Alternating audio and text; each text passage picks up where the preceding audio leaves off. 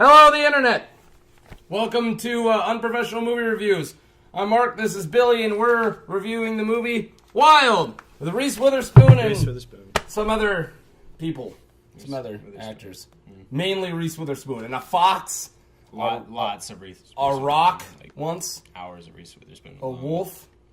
No wolves. No, the howling. That's dingoes. Dingoes. Dingoes are in Australia, you lying motherfucker. It's a This didn't take place in Australia. Anyways. Coyotes. Coyotes, there you go. Welcome to Unprofessional Movie Reviews. Before we start, please click like. No one's ever clicked like but me. I know you fuckers don't click like. You're not anonymous. There's only 40 people who watch it. You're not anonymous. Click like. Anyways, I just lost all of our 40 viewers. And the way this works, I'm going to say my positives. He's going to say his positives. I'm going to say my negatives. He's going to say his negatives. Yep. And we'll give ratings. And then we'll give ratings from 0 to 10. I'm first going to have a drink. Do you want to start or do I want to start? I'll start. Start? Positives. Wild. Positives. Reese Witherspoon, this is the strongest character I've seen her in. She usually doesn't play any kind of a discernible character. She's usually a very typical girl in her movies. Legally Blonde is a prime example of her work. She did a couple of outreach things, like Penelope was a pretty big reach for her. I think Cruel Intentions was kind of a reach for her. But I think this, by far, would be the best stretch of her acting ability and her chops in putting herself in another mindset. Mud? I haven't seen that one. Oh, yeah. She plays a lot like the character she has now, the beaten beauty. But, Walk the Line. You get really good range in Walk the Line. Well, I mean, yeah. Yeah, I suppose. It was very biopic, and she did her own thing with it, and that's respectable. I actually prefer her singing voice to June Carter Cash. True story. Yeah, no. Other positives about it, the cinematography is amazing. All that gorgeous southwest countryside we got to see. I have never known California to look like that. And then again, I've never been to California at all, so that would probably be why I've never seen any of it. There aren't many movies that capture rural and wilderness California the way this movie has, and I found that very appreciable. It made the the Pacific Crest Trail look really easy to hike, despite the struggles she was having. It made me feel like, oh well, she's struggling with it. I bet I could do it a lot easier, but that's just the way that they chose to show things. They showed individual moments where things were difficult, and they spent a few stretches showing the wear and tear on her as it was wearing her down. Yeah. But I don't know. Maybe if they did like a time-lapse shot or something of her walking up a several-mile stretch. I was going to get to that in my negatives. Oh, okay. Yeah, I'm kind of meshing my negatives and positives together. I'll stop doing that. Other positives, I like the cameos by other characters who were on a similar walk of life. I enjoyed the vignettes from her past, mainly those involving her mother and her husband or ex-husband. I enjoyed the few supporting characters played by other relatively famous people, mostly B celebrities. Character actors. Yeah, I didn't look up any names like I should I have. didn't look up, the one who played her friend, I like her. I like her in other stuff I've seen. Yeah, she's on a lot of stuff. She was in Louie. She was on Goodbye World, and I really enjoyed that film. And she was a 12-year-old in Now and Then, who later became Demi Moore.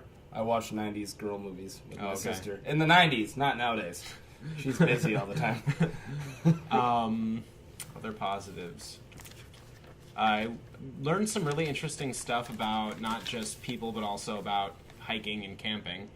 Make sure you bring the right gas to use your portable stove. Yeah.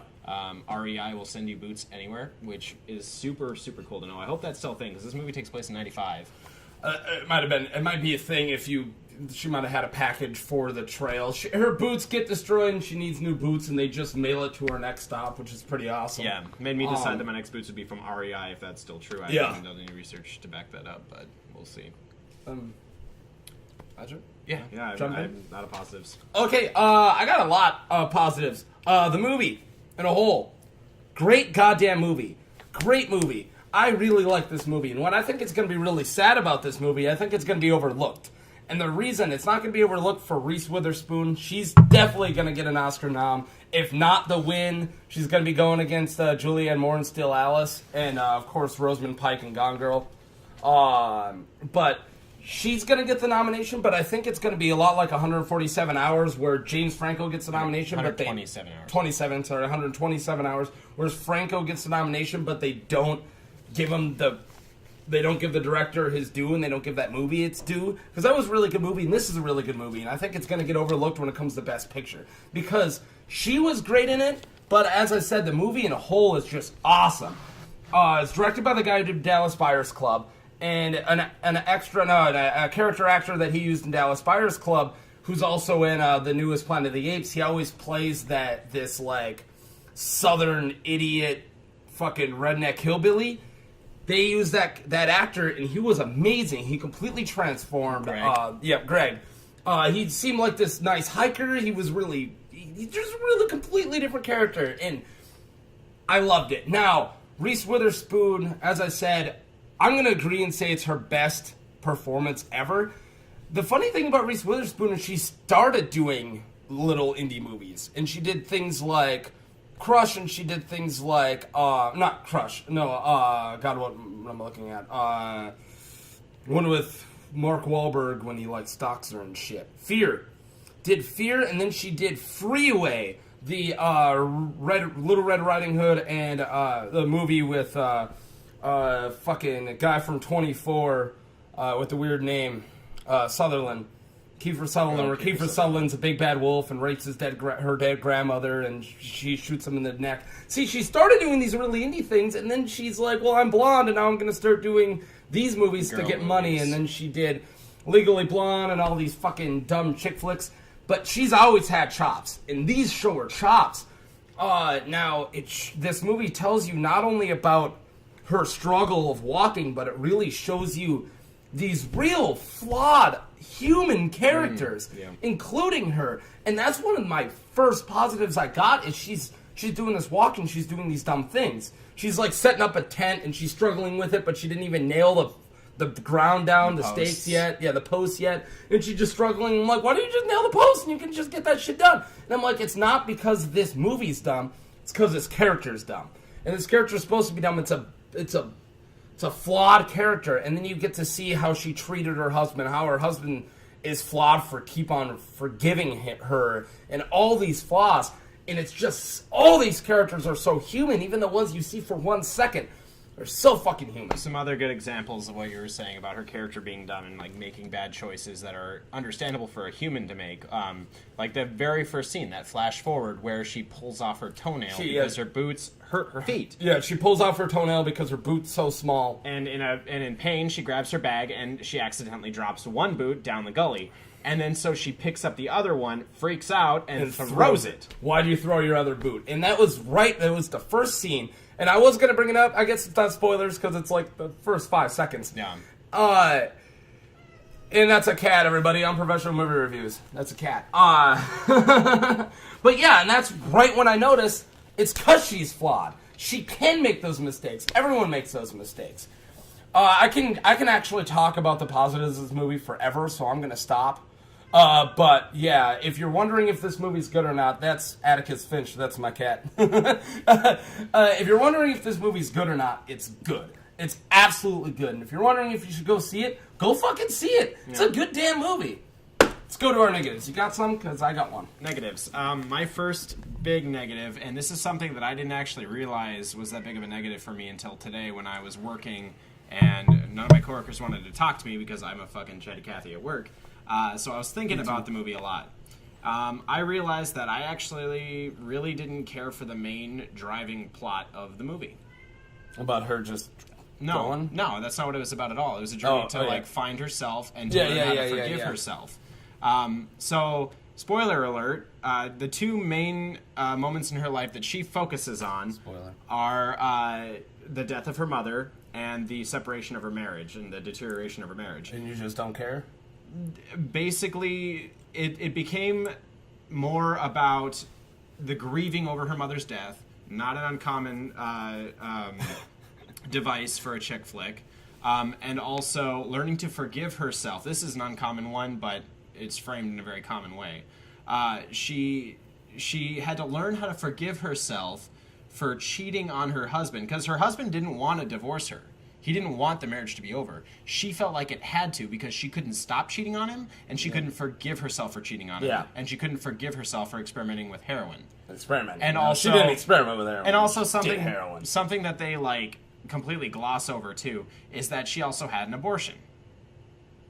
Yeah, I guess I did gloss over because I missed that one. No, they show her doing the pregnancy test, and her friend takes her to the hospital. Yeah. Because at the abortion clinic, she digs out the car. Yeah. And then she goes back and gets the book. So that's something that they really glossed over and didn't really draw a whole lot of attention to. And I'm not saying every woman has to fixate on an abortion because every woman's the same and they all react the same way to having an abortion. That is not the case at all, and that's not what I'm saying.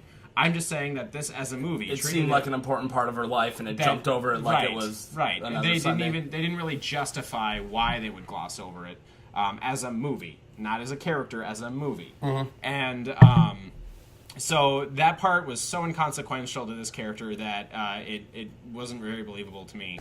And the fact that we had to care so much about her wanting to forgive herself for cheating on her husband, I didn't really give a shit because it didn't seem like either of them wanted to get a divorce, but she took it upon herself to decide that they had to.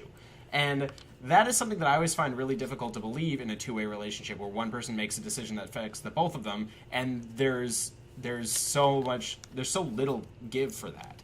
Okay. And I didn't appreciate the rapid ending. I didn't like the epilogue being completely dialogue, and it was like a paragraph and that's it. They only really stated it once, and they stated it kind of quickly, so I'm not sure if I got it right, but I think the ending is that she gets back with her husband. No, she meets a new guy. She even says she meets a new guy. Meets a new guy. Fuck, we're not gonna spoilers. No. Well, whatever. But she doesn't get back with her husband. The ending sucked because it was all dialogue and it was only like a paragraph long. There's no real wrap up to the movie. So to TLDR, I didn't really appreciate the major driving point of the plot. I also didn't appreciate that we only fixated on two major points in her life, even if those are the most impactful. And I didn't like the ending. Okay. I'm gonna completely respectably, you as a human being, I really like you. I'm gonna disagree with all of your negatives. I didn't get those quite like I loved the ending. I fucking did. I loved it. Just boom, end, cut, done. They should have skipped I think it was great. If I don't know. I love it. But all right, now my negative. When it comes to the characters and everything like that, and actually the plot, I don't have any real problems with at all. My negative is the direction, and I know because it's a really good director, but it was how he paced the movie. Made me care so little about the journey. And I think that was a really big thing. Because there's just so much flashbacks into her mom and this and this and this that all we ever see is her reacting with other people in the flashbacks, and then every time it goes back to the story that we barely see her alone, so it barely gets impacted. And then every time it does go back to the actual linear story, it's to a time when she runs into a person. And you even said straight out, you're like, she's running into a lot of people. But I'm like, that was 15 days ago. Right. Not that we got to see any of those 15 days, because it went day, 14. And then she meets a person, and then we get like fucking 10-minute flashback, which is an amazing scene, the 10-minute flashback. And then it goes back to like 30 or 31 day, and then she runs into somebody, and you're like, wow, she's running into a lot of people. And I understand why you didn't get that. Right. Because it doesn't portray how long this journey is. It's like 100 fucking days. I don't get that at all. And it's because of the flashbacks. It's because of the pacing. I wanted a few more scenes of just her struggling. I wanted a few more scenes, and a lot of people are like, this movie's rough to watch. Fuck that. It should be rougher. It's a rough movie. It's supposed to be a rough movie. I wanted a few scenes of her just completely starving, trying to eat the wrong thing, and puking her guts out. I wanted some of that. Hatchet. I really wanted the struggle. Hatchet. Yeah, some hatchet shit. Teen movie or teen book. Read it. Young adult fiction. Young adult fiction. That's what it's called. But now, as you were saying with the characters, I can understand where you're getting at with a lot of your problems. But man, they didn't really strike out to me. Like stick out to me. It didn't really hit me like that. I really did love. Man, I'm not going to get it. It's a spoiler if I tell you my favorite love about it. But let's just say her biggest flaws of how she keeps getting this one flashback, this just moment of her life, and you keep getting it and getting it and getting it. And it's just so much like if you have, like in real life, if you have that one huge regret, how you see anything and it flies into your head. Yeah. God, I loved it. Because she'll see a guy and a girl together and she'll think about the time she cheated on her husband.